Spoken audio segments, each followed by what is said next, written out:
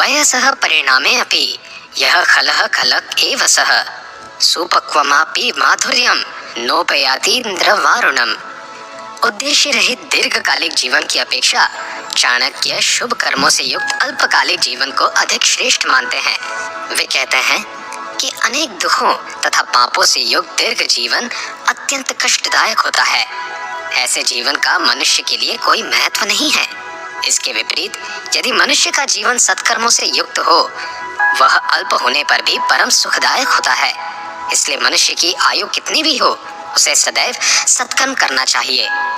इसी में उसका कल्याण निहित है। गते शोको न कर्तव्यो भविष्यं नैव चिन्तयेत् वर्तमानेन कालेन प्रवर्तन्ते विचक्षणाः।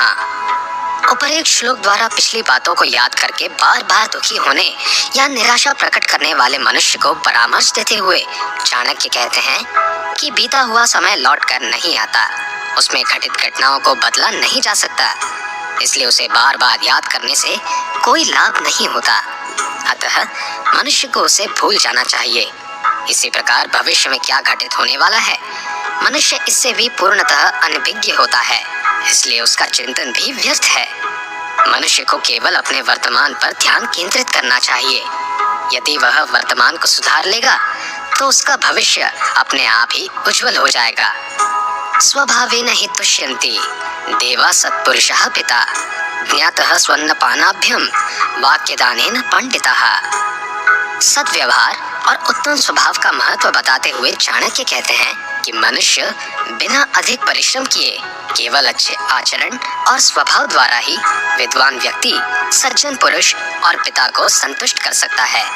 इसी प्रकार मृदुवाणी द्वारा मित्रों, बंधु बांधवों तथा पंडितों को प्रसन्न करके संतुष्ट करें। अर्थात श्रेष्ठ स्वभाव तथा मृदुवाणी से युक्त मनुष्य के लिए कुछ भी असंभव नहीं होता। अहो बत विचित्राणि चरितानि महात्मनां लक्ष्मीं तृणाय मन्यन्ते तद्भारेण नमन्ति च। चाणक्य ने स्नेह को समस्त दुखों की जड़ माना है।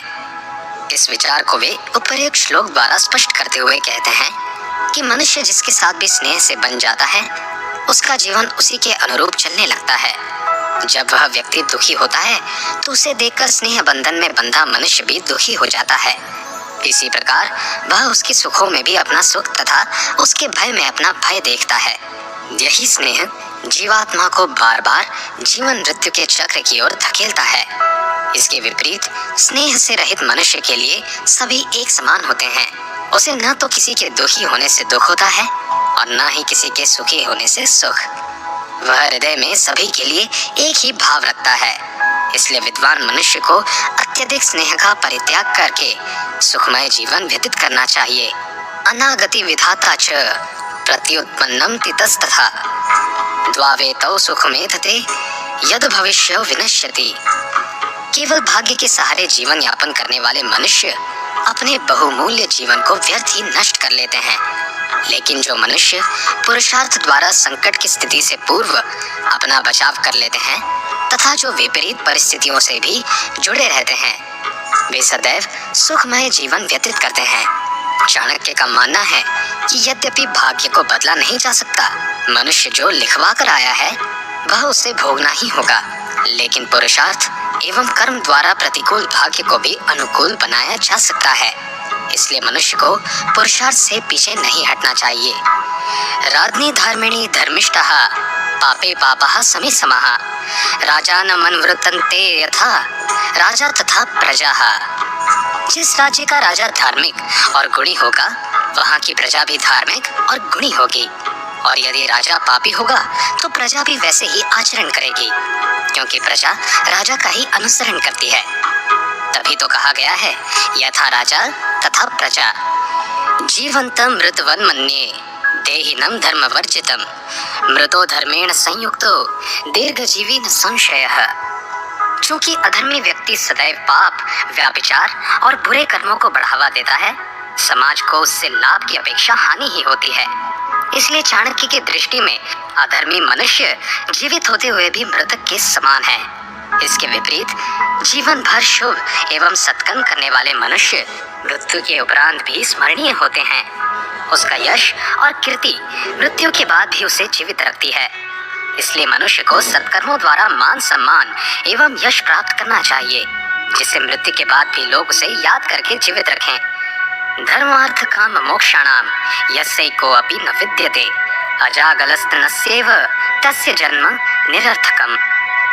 धार्मिक ग्रंथों में धर्म, अर्थ, काम और मोक्ष ये 4 पुरुषार्थ कहे गए हैं। इनमें से अर्थ एवं काम लोक के तथा धर्म एवं मोक्ष परलोक के पुरुषार्थ कहे गए हैं। इन चारों पुरुषार्थ में मनुष्य जीवन की सार्थकता निहित है। बिना पुरुषार्थ के जीवन व्यर्थ है। इसलिए मनुष्य को कम से कम किसी एक पुरुषार्थ के लिए अवश्य प्रयत्नशील रहना चाहिए। दह्यमानाः सुतीव्रेण नीचाः परयुषोग्निना अशक्तास्तत्पदं गन्तुं ततो निंदा प्रकुर्वते। दुष्ट एवं दुर्जन व्यक्ति की सोच एवं व्यवहार का वर्णन करते हुए चाणक्य कहते हैं कि दूसरों की उन्नति को देखकर ईर्ष्या करना दुर्जन व्यक्ति का जन्मजात स्वभाव होता है। ऐसी स्थिति में वह स्वयं भी उन्नति के लिए प्रयत्नशील होकर दूसरों को नीचा दिखाने का प्रयास करता है, लेकिन असफल होने पर वे परनिंदा द्वारा स्वयं को बड़ा और दूसरों को छोटा दिखाने में अपना बड़प्पन समझते हैं। इसी प्रकार वे निरंतर योग्य व्यक्ति को भी अयोग्य सिद्ध करने का प्रयास करते रहते हैं। ऐसी भावना से युक्त व्यक्ति ही दुर्जन होता है। बंधाय विषयासक्तम मुक्तै निर्विषयं मनः मन एव मनुष्याणां कारणम बंध मोक्षयोः। उपर्युक्त श्लोक द्वारा चाणक्य ने मन को समस्त बंधनों एवं दुखों का कारण माना है। वे कहते हैं कि मोक्ष प्राप्ति के लिए ही ईश्वर जीवात्मा को मनुष्य जीवन प्रदान करता है, लेकिन काम, क्रोध, लोभ, मद, मोह आदि विकारों में लिप्त होकर मनुष्य अपने वास्तविक लक्ष्य की ओर से भटक जाता है। इसका एकमात्र कारण मन है।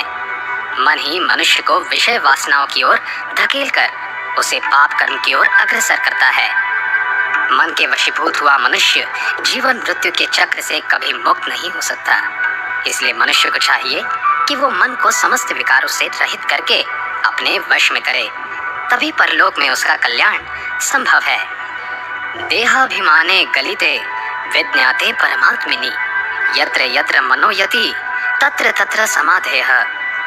मनुष्य देह नाशवान है, इसलिए देह का अभिमान नहीं करना चाहिए। जो मनुष्य अहंकार रहित होकर मन में ईश्वर भक्ति की लौ प्रज्वलित कर लेता है, उसका मन जहाँ कहीं जाता है वहीं वह समाधि की स्थिति में आ जाता है। जिस मनुष्य को शरीर और आत्मा से संबंधित वास्तविक ज्ञान प्राप्त हो जाता है, वह किसी भी स्थिति में समाधि की अवस्था प्राप्त कर लेता है। इप्सितम मनसः सर्वं कस्य संपद्यते सुखम दैवायत्यम यतः सर्वं तस्मात् संतोषम आश्रयेत। सभी प्रकार की इच्छाओं, सुखों की कामनाओं का परित्याग कर दे। सब कुछ ईश्वर के हाथ में है। वह निर्णय करता है किसे क्या देना है, किससे क्या लेना है। इसलिए सभी को जो है उसमें संतोष करना सीखना चाहिए। कर्मा यत्यम फलम पुंसाम बुद्धि कर्मानुसारिणी तथापि सुधयश्चार्याः सुविचारैव कुर्वते। मनुष्य अनेक कामनाएं करता है, उनमें कुछ पूर्ण होती हैं और कुछ अपूर्ण ही रह जाती हैं। इच्छाओं का पूर्ण होना या ना होना मनुष्य के भाग्य और कर्मों पर ही निर्भर करता है। मनुष्य जो कर्म करता है उसका भाग्य उसी के अनुरूप उसे फल प्रदान करता है। यदि बुरे कर्मों के फल स्वरूप मनुष्य सुखों की कामना करता है तो उसकी इच्छा कभी पूर्ण नहीं हो सकती। इसलिए अच्छे फल की प्राप्ति हेतु मनुष्य को सत्कर्म करने चाहिए। यथा धेनु सहस्रेषु वत्सो गच्छति मातरम तथा यच्च कृतं कर्म कर्तारमनुगच्छति। सृष्टि का विधान है कि मनुष्य जैसा कर्म करेगा उसे वैसा ही फल भोगना पड़ता है। जिस प्रकार बछड़ा सहस्रों गौओं के बीच भी अपनी माता को पहचान लेता है, उसी प्रकार कर्म भी अपने कर्ता को ढूंढ लेते हैं। वस्तुतः मनुष्य का कर्म फल उसके कर्मों के साथ ही बंधा होता है।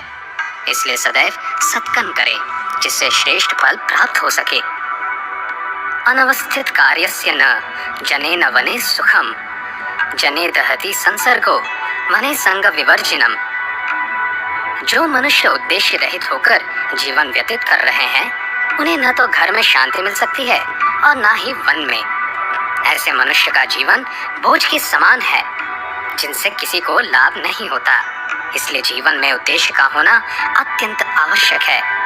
जो मनुष्य जीवन का उद्देश्य निर्धारित कर लेते हैं, उनके जीवन में कभी भटकाव नहीं आता। यथा खात्वा खनित्रेण भूतले वारी विन्दति तथा गुरुगताम विद्याम शुश्रूषुरति गच्छति। इस श्लोक में चाणक्य समर्पण की महत्ता को स्पष्ट कर रहे हैं। वे कहते हैं कि पूर्ण समर्पण द्वारा किया गया कोई भी कार्य निष्फल नहीं जाता। जिस प्रकार खुदाई करने वाला मनुष्य फावड़े द्वारा अथक परिश्रम करके पृथ्वी के गर्भ में संचित जल प्राप्त करता है, उसी प्रकार विद्यार्थी को भी सेवा द्वारा गुरु के पास संचित ज्ञान को अर्जित करना चाहिए।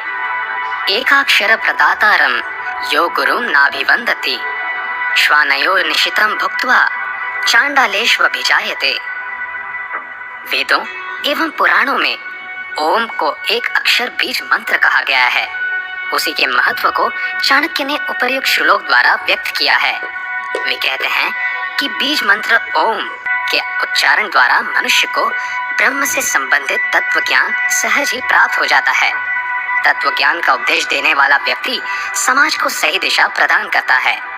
ऐसे गुरु की सदा वंदना करनी चाहिए। लेकिन जो उनका तिरस्कार करता है, वह मनुष्य कुत्ते की योनि में अनेक कष्ट भोगने के बाद चांडाल योनि में उत्पन्न होता है। युगान्ते प्रचलते मेरुः कल्पान्ते सप्तसागरः साधवः प्रतिपन्नार्थान् न चलन्ति कदाचन। चाणक्य यह स्वीकारते हैं कि युग के अंत में सुमेरु पर्वत अपना स्थान छोड़ देगा। सातों समुद्र अपनी मर्यादाएं तोड़कर संपूर्ण पृथ्वी को डुबा देंगे। लेकिन उनका यह विश्वास है कि ऐसी विकट स्थिति में भी महापुरुष एवं संतजन अपनी प्रतिज्ञा व संकल्प पर अड़िग रहेंगे। ऐसे सज्जन पुरुष विश्वसनीय होते हैं। इन्हीं व्यक्तियों के कारण पृथ्वी अभी तक प्रलय से बची हुई है।